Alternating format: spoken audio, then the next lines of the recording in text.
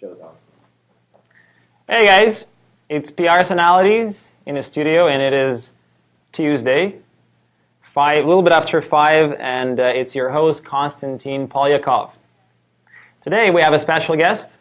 What's up, guys? Mr. Jullian Ablaza, who is a motion graphics designer. That's right. And I'm going to let him do a quick introduction about himself, what is it that he does, and how he got into it.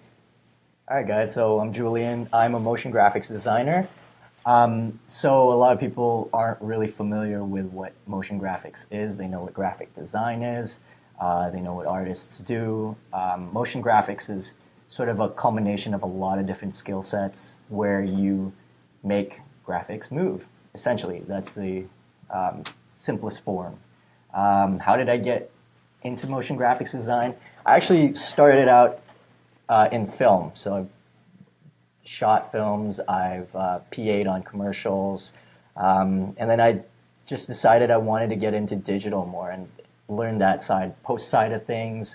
And I was seeing a lot of really great work out there that was done by like one-man teams. And I was thinking, how did they do this? They shot it, they edited it, they did the graphics, they did the 3D, and then I realized all these people were motion graphics designers.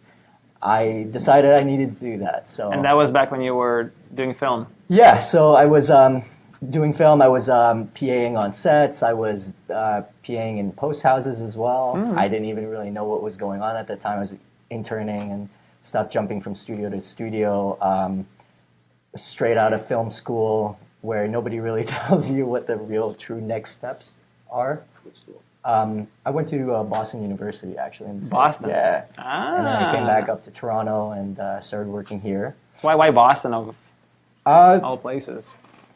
They had a really great film program, actually. Is that right? Yeah. And I really enjoyed the school. I've always wanted to be in, I wanted to check out Boston and live somewhere. Yeah. Did you get to see some Boston Bruins games? No, I saw some Celtics games, nosebleed seats, and Red Sox game. It was right on. My first year there was when the Red Sox won after 86 years, after the 86-year drought. Yeah. That's a serious event. Yeah, under my first year. To have had the pleasure to attend. Totally. Okay, well, so there's, I guess, a couple of things that we wanted to discuss today. I mean, I'm not very familiar with the entertainment industry in the sense that I've never had a chance to actually work with any motion graphics designer in the past. I haven't had a chance to work with anybody who is in film too much. So I guess there's a couple of things that I wanted to address and bring up today. And I think these are the things that would be very interesting for a lot of the people looking to maybe consider motion graphics. Or maybe consider other fields that are close to it. Actually, you know what? Before we even get into any of that, I think we're going to run a quick clip to share a little bit about what Jullian does.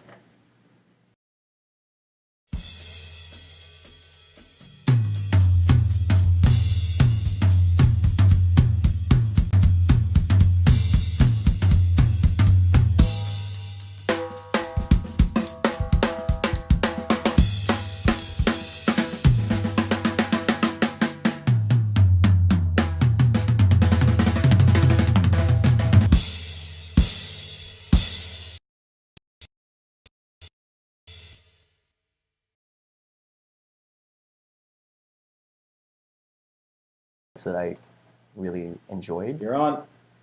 Hello. Hey, so that was a reel that Jullian put together to display some of his work. So, I mean, this is work that you've already done for projects in the past that you just simply kind of put together into one little video. So, I guess my question as to how, typical project for something, some of the things that we just were watching in that reel. What is like a timeline for some of those projects? How long do they typically run?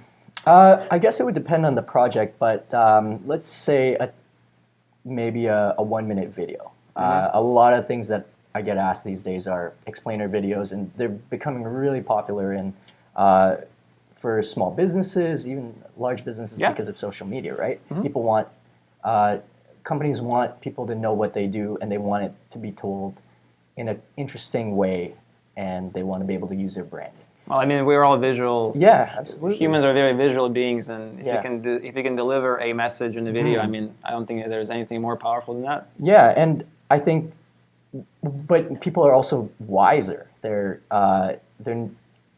not going to be happy with just a talking head anymore, right?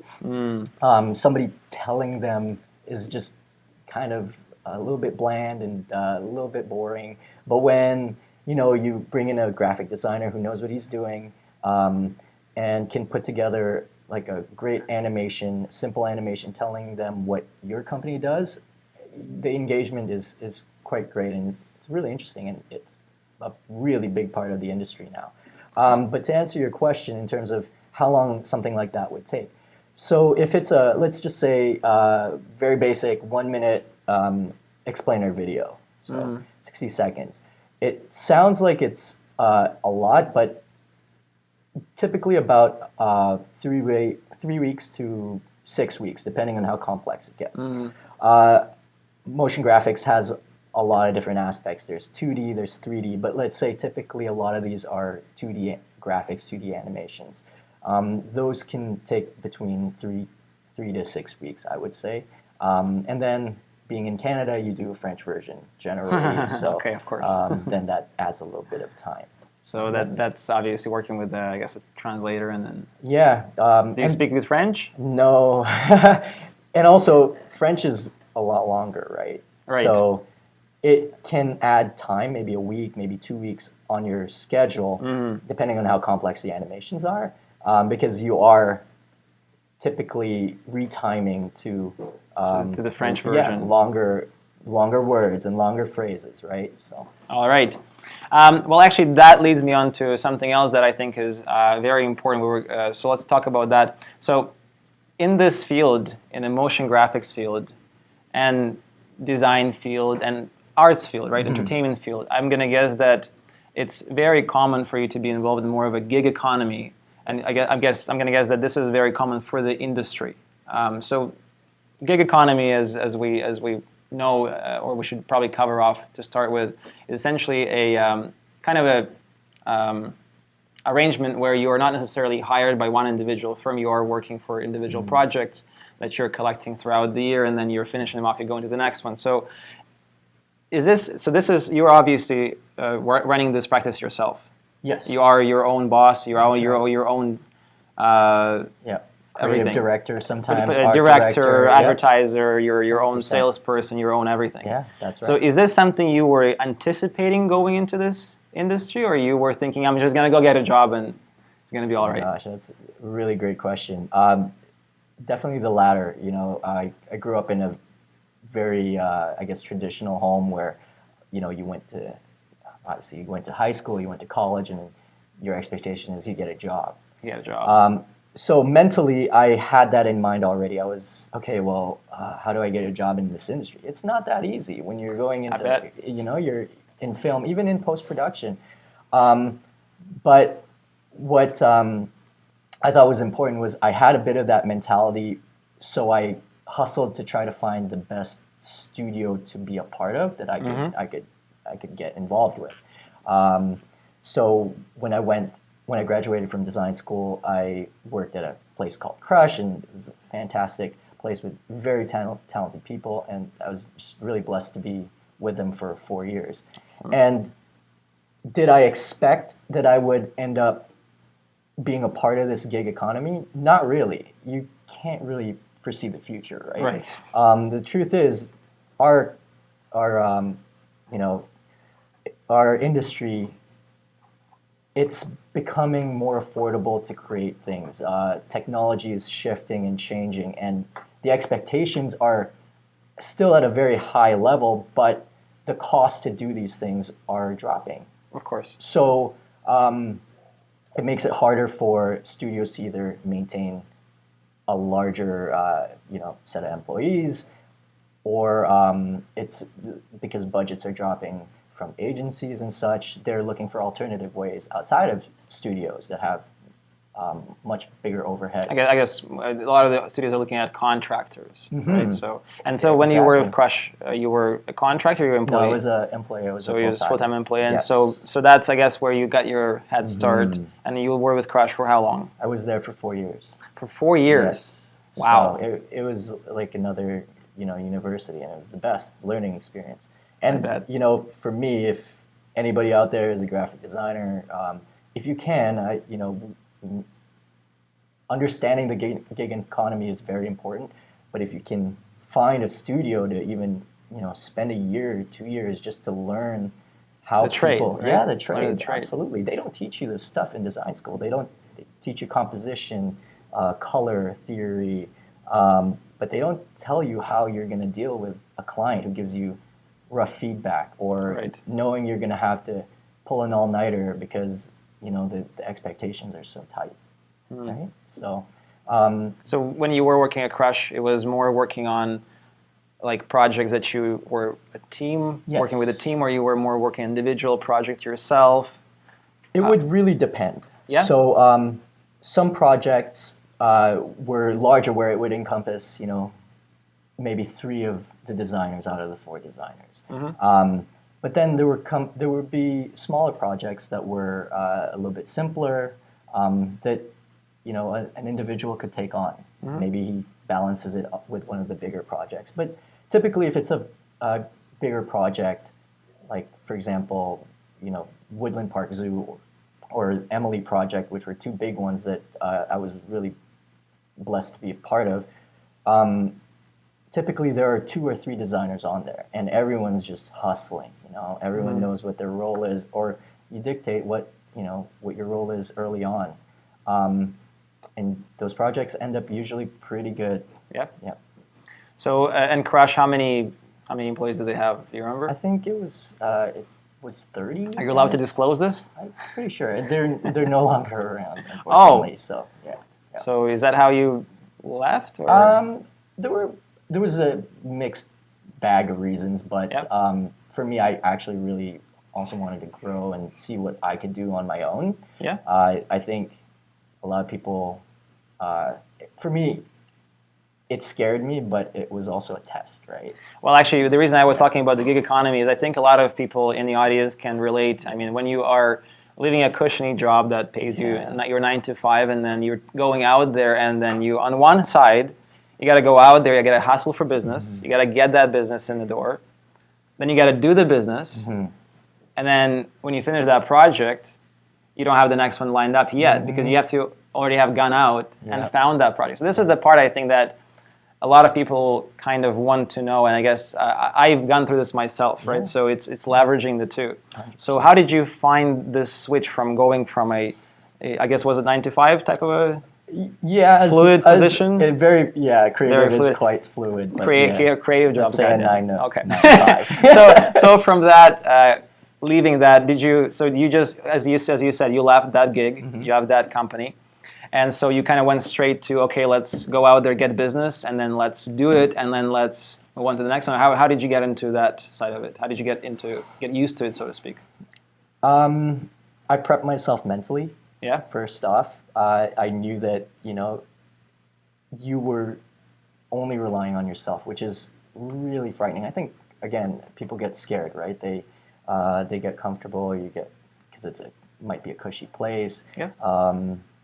You're also, you're representing the company, and the company is representing you. So to a certain degree, there is a buffer zone. So if, this is what great producers do. They, if clients are, being a pain, they're able to filter that, and you don't necessarily feel it on the creative side as the person doing the job.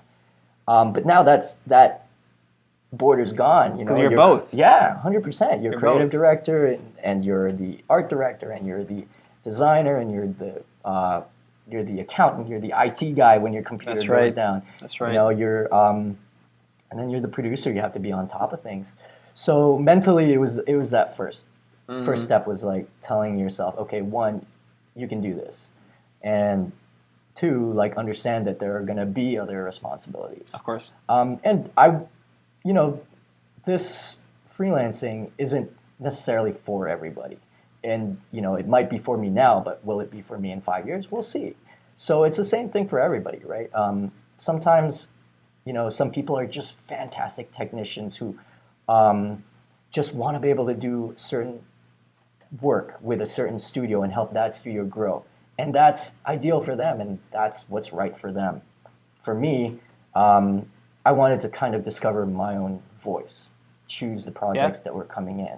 Especially considering that, I mean, when you're your own boss, you get to really dictate your voice more than anything else. 100%. In Crush, you had to follow the kind of the template of what they expected, or what the company wanted to deliver. Exactly. While here you get to fully choose a direction for where you're going and how you're going to deliver it, what you're going to use, and how it's going to look in the end. 100%. And every company is like a person, right? So the way Buck in LA is versus Crush was in Toronto versus Tendril here in Toronto, or Giant Ant, they all have their own personalities. And you go to that company to work there because you feel like you want to be a part of that voice, right? If you can, if you're so, have the opportunity to do that. And I was fortunate that I did. But there was a point where I also wanted to see, well, what's my own personal voice, and what's my own, when I see my wall of work, what does that look like? So how many years ago was this? A year and 9 months now I've been. So almost 2 years you've been just out there going after it. Yeah, hustling. That's awesome. Yeah, and it's a balance, right? It's a balance. Well, I guess, like I said, it's just, I feel that a lot of people are just held back. I mean, one thing is they're afraid what other people are going to think of them if they fail. If they go off on their own, where they're part of a bigger company, they can kind of carry on with that versus going out there. And I think that's the biggest fear people have. The other fear is having responsibilities and liabilities coming monthly, and then knowing that while you're working on this project, there are no other projects being lined up unless you go out there, and while you're doing this project, you're also already looking for the next project. Is that how it works for you right now? Yeah, typically it does work that way. That's a really interesting question, because I think that a lot of people they don't feel comfortable talking about how they organize themselves, maybe financially. And I think that this is one of the important things about understanding business, at least the basics of it. Of course, right? Like, you do have to profit. You have to profit because you want to grow creatively, or you want to make sure you get this plugin because you want to make your work this much better to learn that plugin.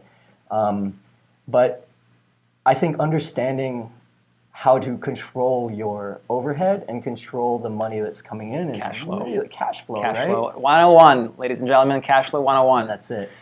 Gig economy requires very, very scrutinous and very meticulous calculation of your cash flow, and I guess that's what I was trying to get to. So I think the biggest stopper besides the fear of, I guess, failing and looking bad in front of your peers, is really just the cash flow. Cash flow is what runs your business, is the blood of your business, and when it cuts off and you don't have that next project coming, it's a very, very dangerous place to be. Yeah, and it's scary, right? Like, if you have a mortgage or you've got kids, and that's, I think a lot of people, that's one of the things that really stops them from, of course, trying, right? Or even venturing down that path, because they might have kids, they have huge responsibilities.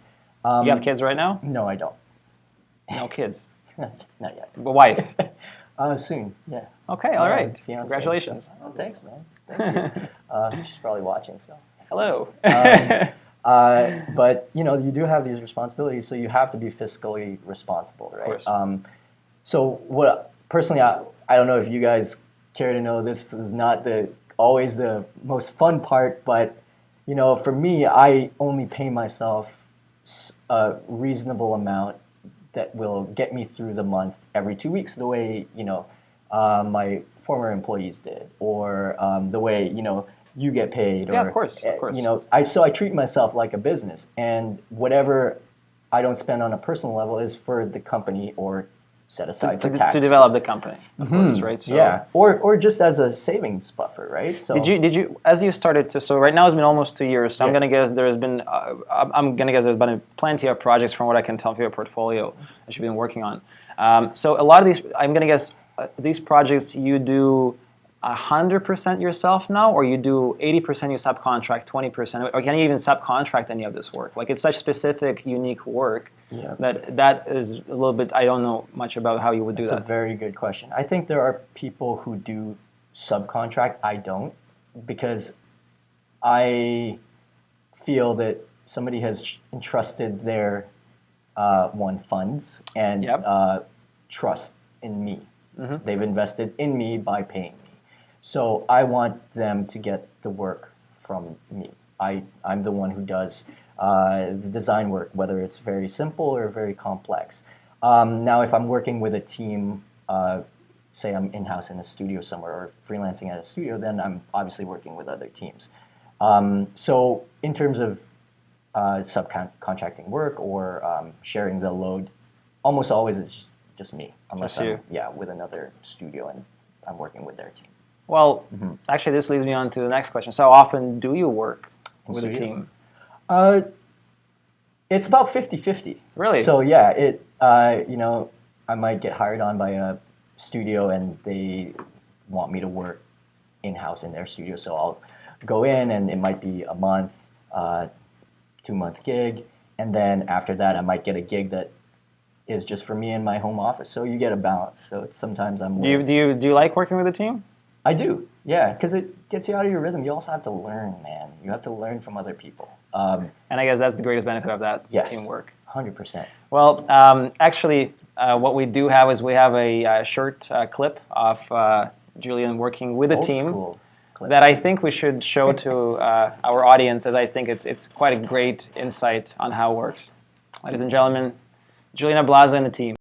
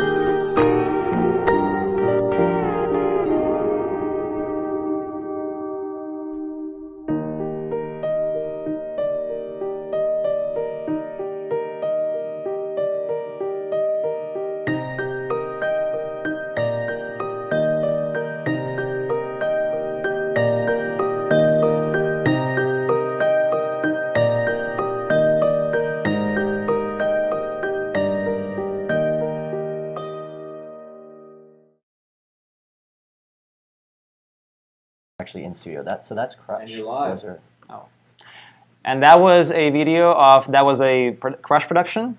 yeah, that was the behind the scenes for one of the projects I think that I hold pretty dear to my heart, just because there was a lot of creative input on our side in studio. Great people, our creative director, our designers, our art directors were phenomenal. Yeah, it looks great. And our illustrators as well. So lots of fun to work on that project. So that was a team job. Yeah, definitely. And in that team, your role was? I was a shooter there, so I was behind the camera, and then I was a designer as well. So we were building. That was like a mixed media kind of project where we had, Julia Deacon did these amazing. Julia. She was one of our designers at Crush at the time, and I used to work with her. Was she in the video? Yeah, she was in there actually. Yeah, she's right. great. She's awesome. Very, very talented. Anyway, she designed the characters, and then Yoho animated the characters. Who's an art director there at the time, and I helped with the designs, and then I also helped translate them over into the real world because we were creating them to scale. So there's a section in there where Rudy, one of our technical guys, actually built this metal rig for us to be able to shoot on, and then we had to light it, and yeah, it was great. And that sounds awesome. Yeah, and then composite the characters in. I never realized that those videos actually were filmed. Yeah. I thought they were completely animated. Yeah, no, it's great. But if you watch the video, you can see that a lot of the effects were just like you blowing those leaves. That was so cool. I love that. Yeah, or like pulling things. Yeah. Like, for example, there's a section where she jumps on the letters. Yeah. And it was literally us like touching the string. We were just timing it. We're like 1, 2, 3 from like behind the scenes in like amazing. this hot little studio. And then the things would kind of, you know, shift and change. And then, you know, Yoho would go in and he'd animate the character like jumping on, hitting the specific spot where it looks like it should have been hit. Anyway, obviously there's lots of little details that yeah, I did. To be honest with you, I think I maybe even seen the video. I never would have even guessed that that was actually like a lot of these things were handmade, and you had to create those effects physically. Like you would expect all of it to be animated, right? But so this is something again very common for a lot of the animation. Would you work a lot with physical objects, or is it now all digital? Actually, it's much easier to work with digital because physical objects take time, right? To our creative director's credit, Gary Thomas, who's kind of like a mentor to me, he really pushed for this. You know, he wanted it. He wanted to be able to, since we had the creative liberties, he really wanted to try to create every aspect, at least the backgrounds, yeah. We brought in a couple of illustrators as well who were fantastic. And yeah, it was a really big team effort. That does look like a great project.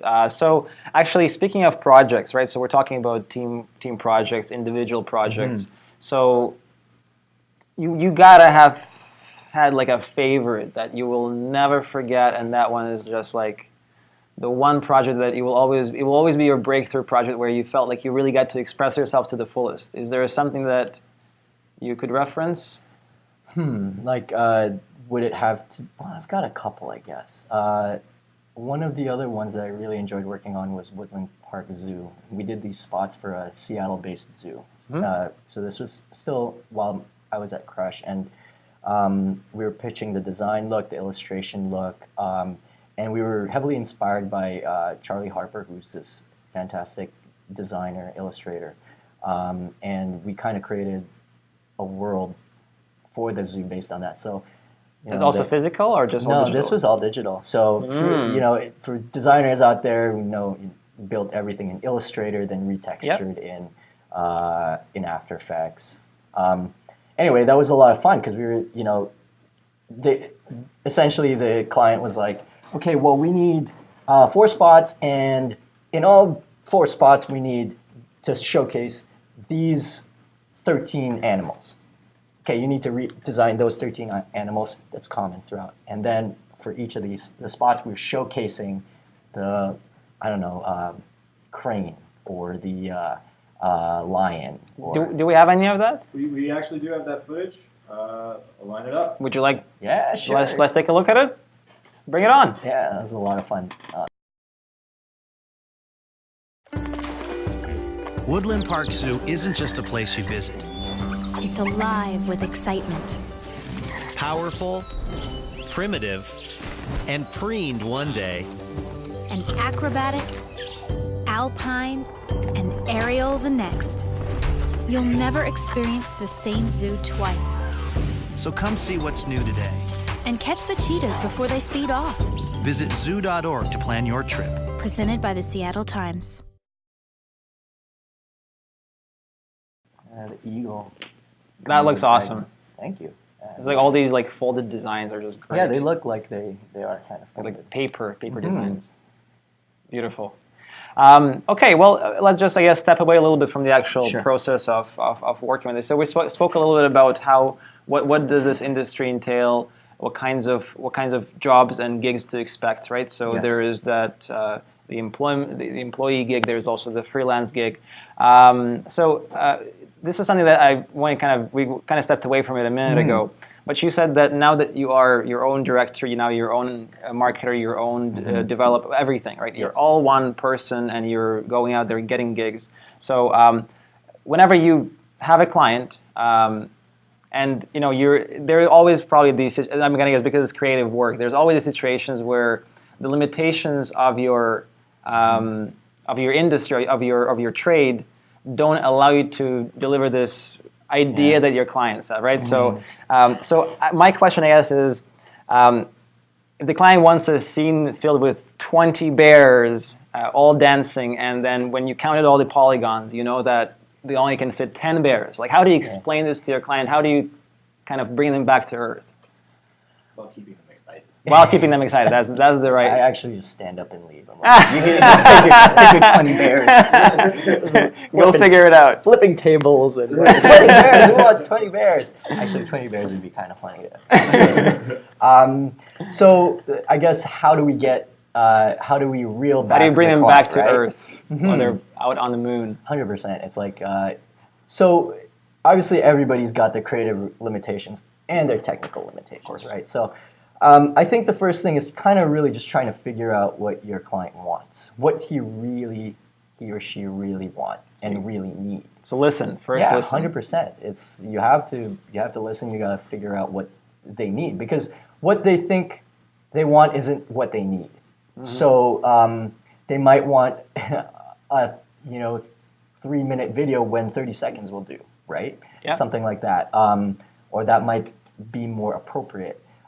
In terms of the creative, if you have your technical limitations, if that's a serious issue, you have to step away from it. You can't pretend like you can do it. You can't say I can, have 20 live action, full CG fur bear behind this person wearing an it mask, and, advertising, but full CG by yourself. It's just like those technical limitations, you know what, I'm not for you. Right. But if it is, if it's in an early stage where they say, I saw this thing that's really interesting and I think it could work for us, and you kind of look at it and say, I'm not sure the whole thing works, but this aspect might. I think that maybe we take it to you need an explainer video maybe that is more of 2D because of the, just makes more sense for you. So you kind of bring them back, you reel them back to what they need. So the key is not to argue with them whether they're right or wrong. The key is to kind of make them understand that these solutions will get them what they want, and they will probably deliver the message just as great. 100%. But what they have in mind is maybe not the most appropriate way to approach the problem. Definitely, and I think that's probably the hardest part, because you understand that this person is going to pay you. Right. Right? So you're trying to give them what's right. And again, everything is subjective, right? Yep. So what I think is right might be different from what they think is right. And if they're stubborn, then maybe it's something that, you do have to step away from as well. But if you feel that there is a collaborative process there where you say, I can see this being bigger than just this video, but we have to take a step back, technically and creatively, then they'll hear you out and say, yeah, you know what, maybe that works. Let's give it a try. And there is also a process you walk through, right? And I know this is sort of like about client relations and stuff, but process is a big part of that. One of the things that we do in this industry is you do proof of concepts. Yep. You do, style frames, storyboards. And again, with technology changing and people getting so good so fast, so early, and so young, they're able to realize look development on things that they can do technically and creatively so quickly. Mm-hmm. So you're essentially, and this is part of one of the processes I particularly love, is creating the style frames, is because you're almost creating, what I tell my fiance is like, you're creating a storybook. You're showing them, this is what you could have. Mm-hmm. And you lay out all the art of what you do. And this is something you go do before you meet the client or after you've had your first meeting? You definitely have to have your meeting, because then you'll have your creative brief, so, right? So typically when people reach out to you for a project, they say, hey, Jullian, I want these things. Or they just say, hey, Jullian, I kind of want some work. Can we meet first? So happens in different ways, but almost always there's a creative brief. Yep. So they'll say a 30-second spot, and they say they want it to be 2D or 2D and 3D, and you say you decide maybe the 3D aspect's not going to work. What about we go straight 2D? And then you're having that conversation, you're opening that door, and then you say, okay, I think that the next steps are that I'll create some style frames. I'll create some boards for this. And so project. at that point, are you already on retainer, or you are just not there? I guess this is what I'm trying to get. So I'm coming from finance industry where definitely. I probably won't take on a deal if I'm not 100% sure I can do it. So I'll probably just screen you over the phone. If I can do it, I'm going to say, listen, I'm not going to waste your time. This is going to be a no, or this is a solution. and I will kind of give good them question. the 2 cents on that. And then once I have their business, in our industry, we typically get an exclusivity agreement signed that kind of gives us the business 100%, right? So in the industry that's more creative, I'm going to guess there's probably some sort of a very minimal gift economy there where you produce something very simple, like a storyboard, right? So That would be the very first little bit of work. Some places will do that. Some people will do that. Typically, for me, I try not to put pen to paper until I've been officially booked. Right. Right? So if they say, stepping back as part of the process, they'll ask, are you available? Of course. Right? That's like the most important big thing. one, yeah. Right? And you say yes or you say no. Oh, yeah, okay, I can fit that in. I've got this 6-week project. Great, fit it in. Based on that, there is an agreement. Sometimes oftentimes I'll send out contracts saying, okay, you're booked for this amount of time at this rate. Do you agree? And then we have that conversation. Okay. Right? And then, so while that's all sort of happening, you're kind of looking at the creative and saying, yeah, I can do that or I can't. If you can't, then So you're you're figuring it out as you're going through it, kind of. a little bit, because it might be a technique you're very familiar with, that you can develop that and you can make it even better. Say it's a 2D graphic that you've wanted to explore for a while. So yeah, you can do that. And once you've sort of ironed out, the scheduling and okay, the budget is set. Here you go, and we're like, okay, we're good. Now that creative process comes in, where we're creating style frames or boards or looks, and That's saying, already once you are retained. yeah. So Essentially. this is obviously, this is the part of the business that a lot of the creatives are not familiar with, right? Being a creative designer or a motionographer, videographer, these are trades, very creative trades.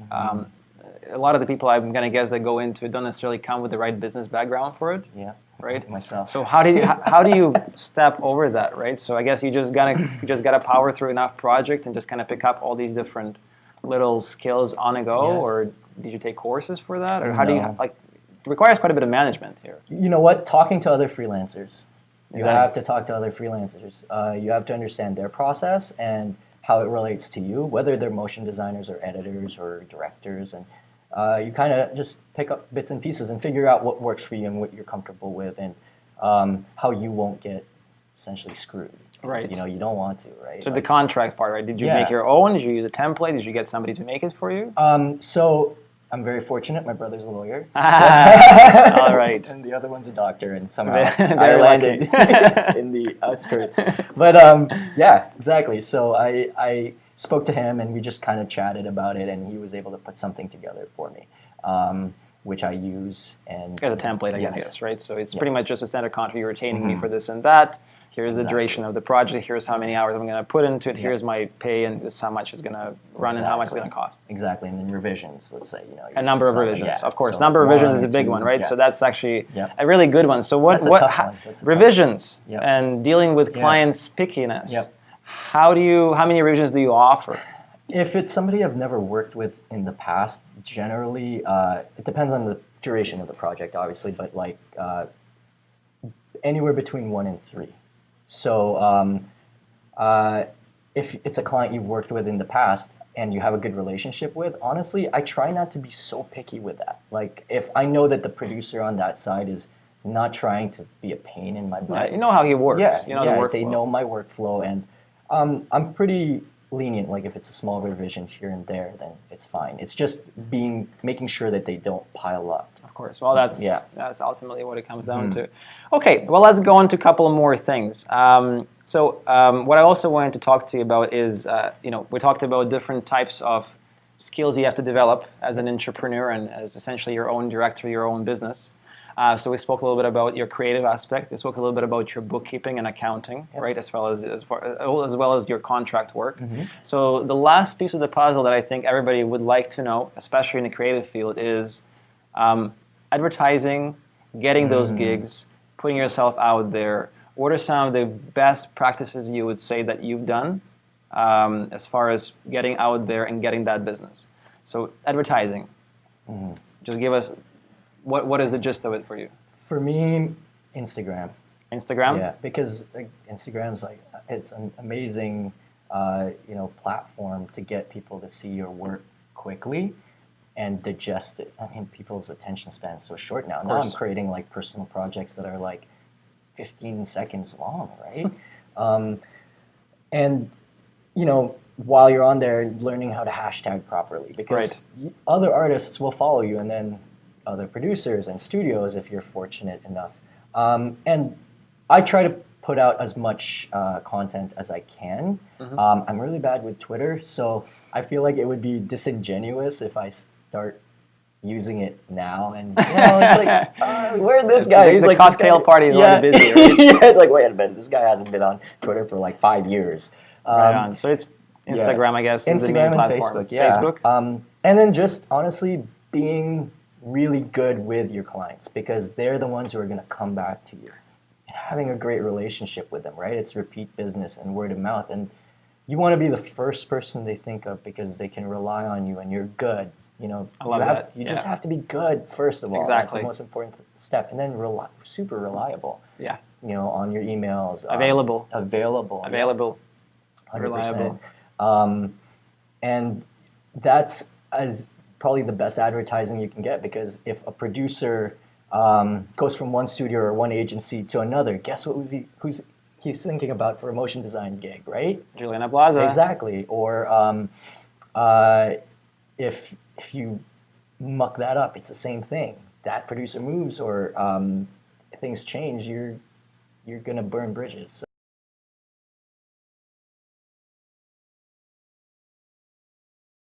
And we are back live.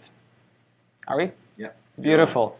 Guys, really, really sorry about the technical difficulties. We're back live on PRsonalities. Your host, Konstantin Polyakov, and our special guest, Jullian Ablaza. We were just, we got cut off there a little bit on the social media aspect of things, and you were talking about how you may not be the whiz of Twitter, but you have kind of mastered the art of Instagram.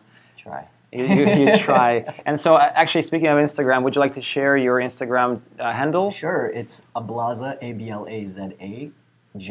Oh, it's actually at the bottom of the screen right now, isn't it? Here. Beautiful. Yeah. It's right below it. Around here. So, ladies and gentlemen, please follow and share. Jullian has excellent content. I am a big fan. I've been kind of following and watching. And I think if you are trying to get into the creative industry, it's always good to keep your eyes on those guys that are out there and they're looking to.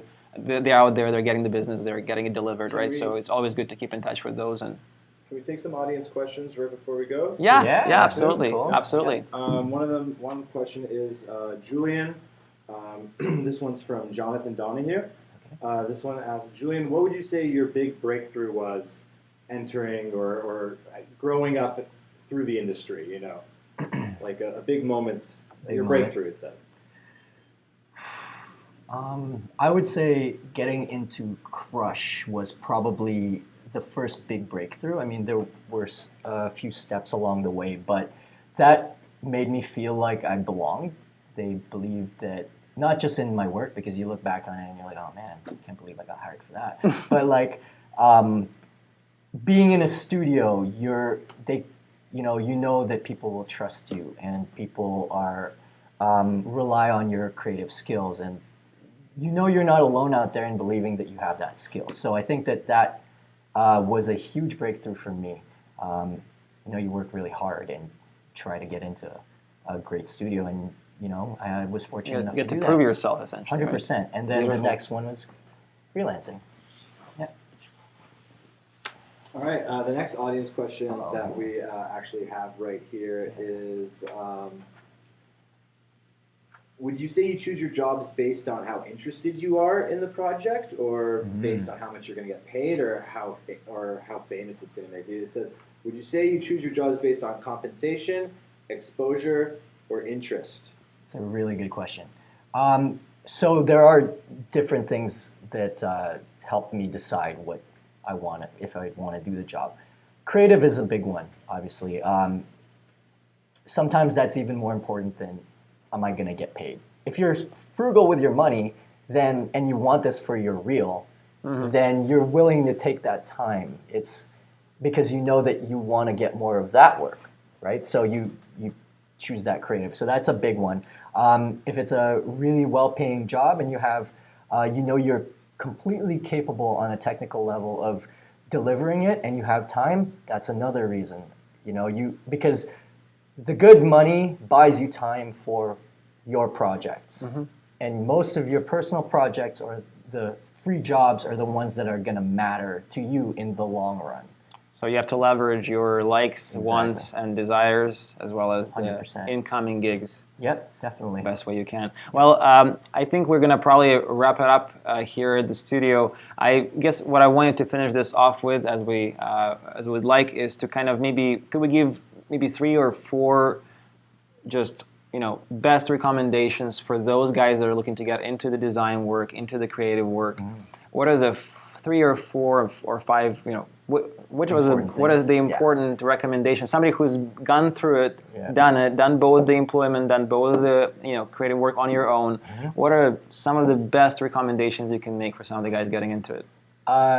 Not that this is like 1 being the best or 5 being the worst or whatever, but I'll say don't be an a-hole. That's pretty important right there.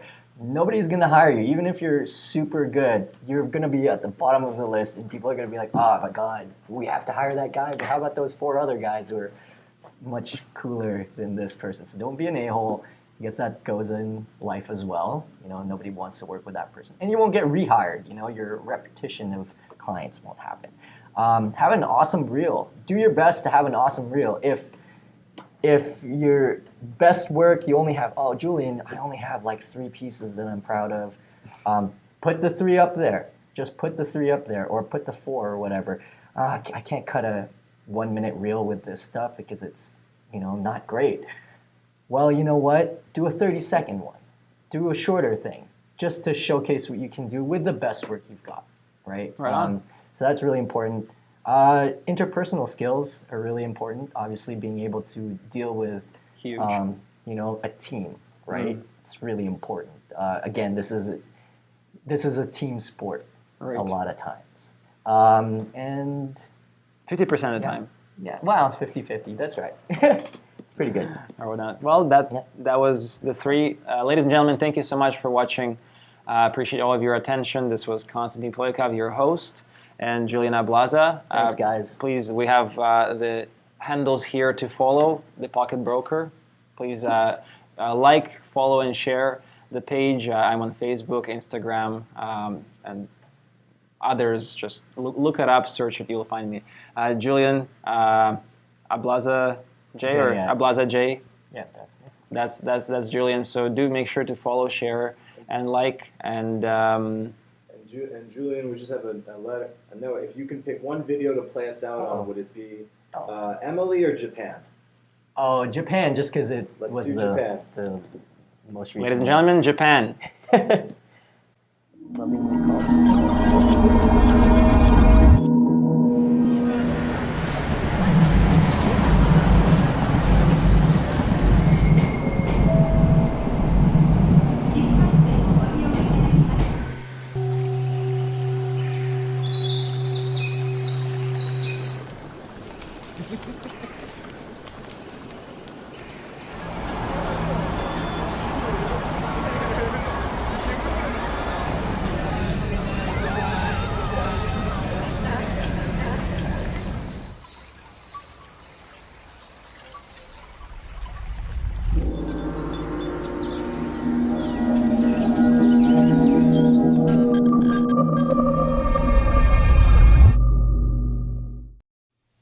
Thank you for watching. That was PRsonalities. And we hope to see you in 2 weeks when we get to shoot yet another episode of this show. Meanwhile, you should probably like, share, and follow all of our social media accounts. That would be Facebook, Instagram, and YouTube, where we will be posting a slightly better version of this exact same episode. See you soon. Bye. What are you doing here? Who is producing the show?